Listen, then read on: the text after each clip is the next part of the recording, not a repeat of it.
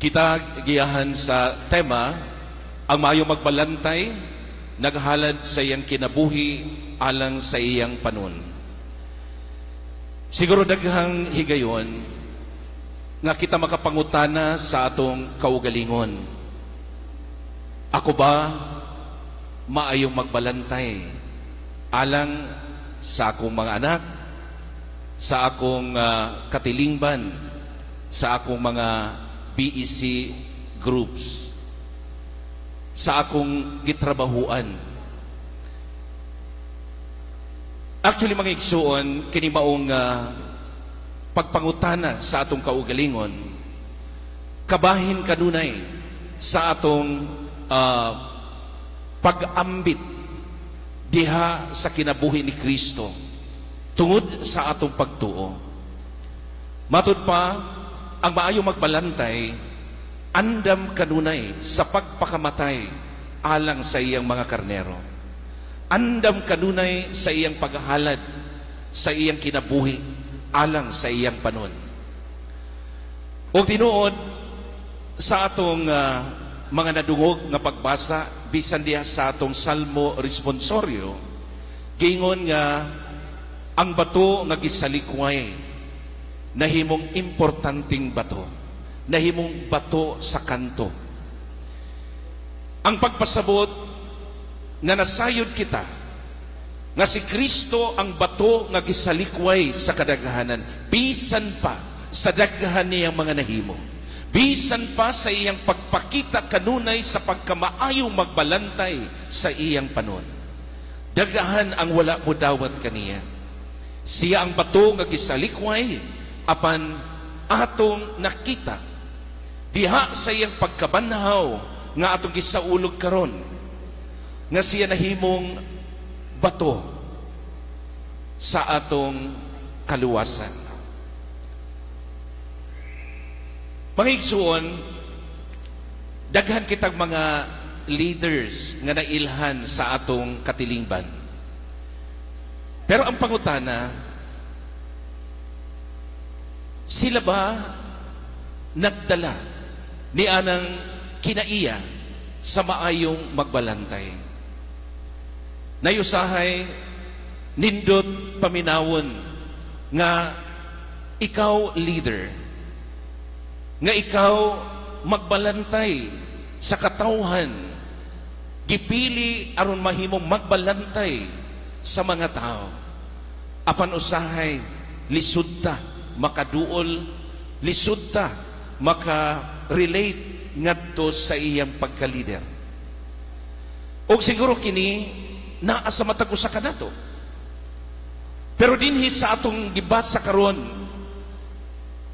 wala ka na nga mao nga kinaiya. Kay si Kristo pwede duolon bisan kinsa. Si Kristo pwede tawgon bisan kinsa. Wala na'y matud pa entry card nga kinahanglan. Wala na security checks nga matud pa kinahanglanon. Pwede kita muhimo sa atong relasyon to be connected always with Jesus. Nga kita makaduol, makapangayo, o walay lisod nga paagi, o dili kita mahadlok ug magduha-duha pagduol kaniya. Ug mao kini ang kinaiya nga tawag alang kanatong tanan. Kay dili kita magpabilin nga kita usa ka karnero lamang. Apan gi-challenge kita, gihagit kita nga mahimo usab nga maayo magbalantay sa usag-usa.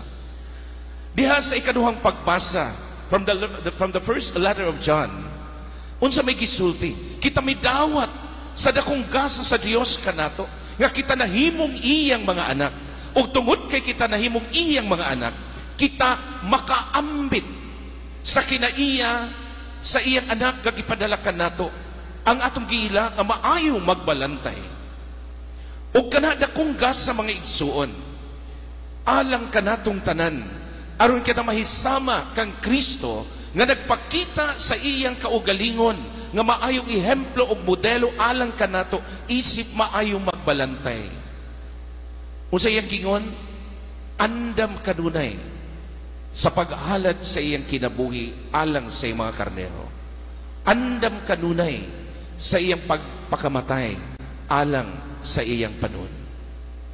Mga igsuon, sa atong ebanghelyo karon, dunay tulo nga importanteng insights, no? Nga siguro angay natong pamalandungan. And it could be the kind of characteristics or attitudes of a good shepherd. Nga kinahanglan usab atong pamalandungan. Nga hopefully mahimusab nga atong kinaiya sa atong kinabuhi. Una, the good shepherd lays down his life for his sheep. Kita ba andam sa paghalad sa atong kinabuhi alang sa atong mga kaigsuunan? Mga igsuon, unsa may matud pa nakakabit ni ini ni anang maong tawag? Commitment. Ang atong pagkamatinud-anon diha sa atong pagkamagbalantay. Siguro unique sa Ebanghelyo ni San Juan. Tungod kay iya kanunay gigamit kining mga pulong nga I am, ako. Actually, personalized, no? Ug matud pa diha sa Ebanghelyo, I am the good shepherd. Kana nagpasabot mga igsuon nga anaa kanunay kaniya ang gugma sa paghatag sa iyang kaugalingon. Anaa diha kaniya sa iyang pagkaako ang iyang kaluoy alang sa iyang panon. Anaa diha kaniya ang iyang pagpasaylo alang sa iyang panon. Ug mao kini ang nagtawag kaniya o naghimo kaniya nga tinuod nga magbalantay. Nga dili lamang usa ka pagpakita o usa ka pagpadayag. Apan iya kining gihimo diha sa iyang paghalad sa krus sa iyang kinabuhi. Ang iyang pagpakamatay diha sa krus aron kita maluwas. Aron kita mahinluan sa atong mga sala. O aron kita mahimong kabahin kaniya diha sa iyang pagkabanaw. Ikaduha mga igsuon, gi-highlights dinhi sa atong ebanghelyo ang ikaduha, the bond of mutual relationship between God. Atong nabati nga ang amahan mo ay nagpadala sa iyang anak. Ang amahan nakailas sa iyang anak. O ang anak nakailas sa iyang amahan. Ang anak nagbuhat kung unsay kabubuton sa amahan. Ang anak naghimo kung unsay kagustuhan sa amahan alang sa iyang katawhan.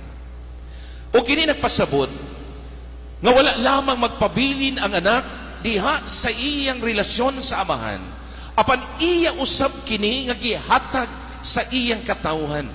Og ang hinungdan o gipamatud-an niya pinaagi sa iyang gugma sa iyang panon ang katawhan, ang simbahan diha sa paghatag sa iyang kaugalingon.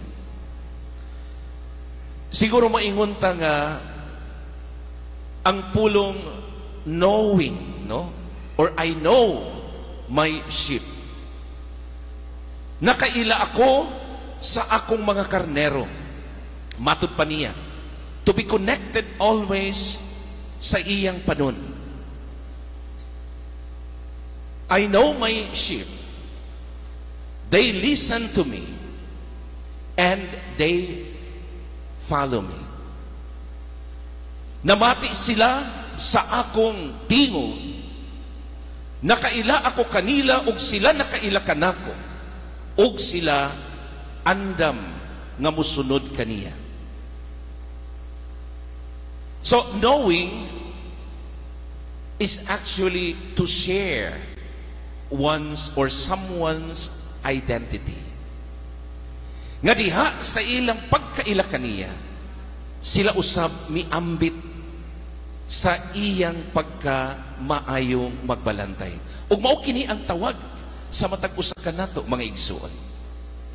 Nga kita unta magkinabuhi sama sa maayong magbalantay tungod kay naa siya kanunay sa atong atubangan. Gipakita niya ang iyang kinaiya, gipaambit niya kanato ang iyang gugma. Nakita nato ang iyang kinabuhi diha sa krus, ug karon kitang tanan anaa uban sa iyang pagkabanaw.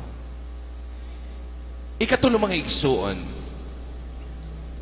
this gospel highlight the third characteristic. Jesus, as the Good Shepherd, speaks about resurrection. Mga igsuon, ang pagkabanaw sa atong Ginoo, nagsulti ka nato about sharing life in abundance, sharing the blessing from Jesus himself,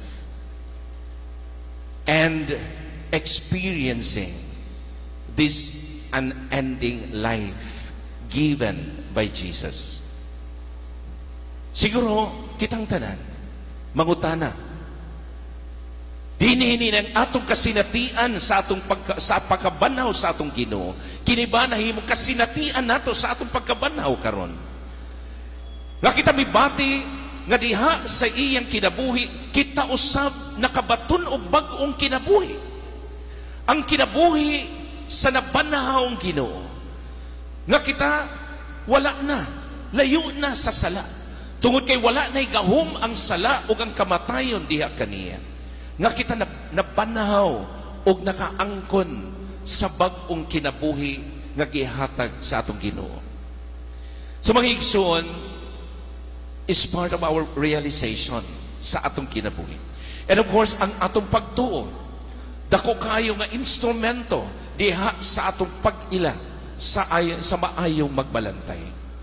Mabitaw na nga, iampo nato ang usag-usa nato mga igsuon.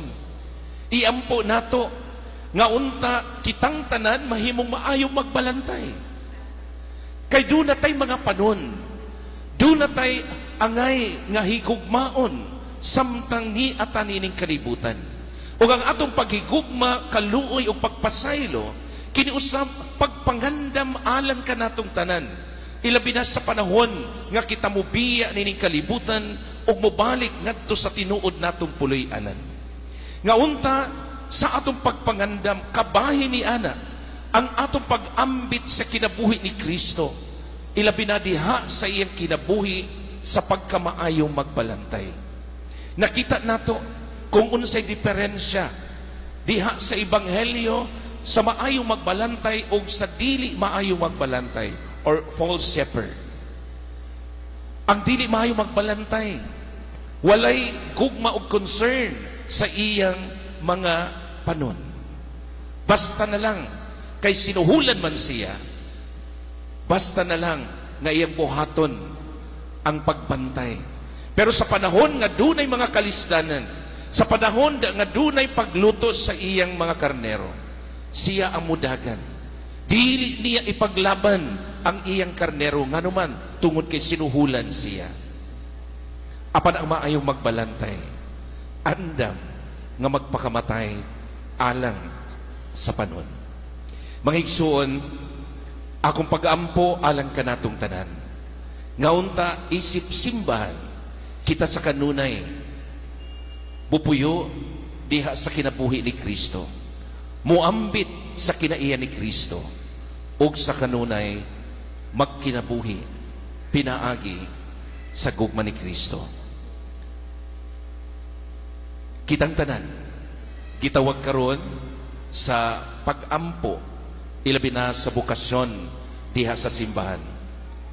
Kita na bilong man ta sa nagkalain-laing bukasyon. Sa bukasyon sa isip minyo, sa pagkapari, sa pagkarelihiyoso, o sa gitawag natong single blessedness. Pero bisan asa kita, magampo kita, nga unta mahimo kita nga tinuod nga magbalantay sa usag-usakan nato. Amen.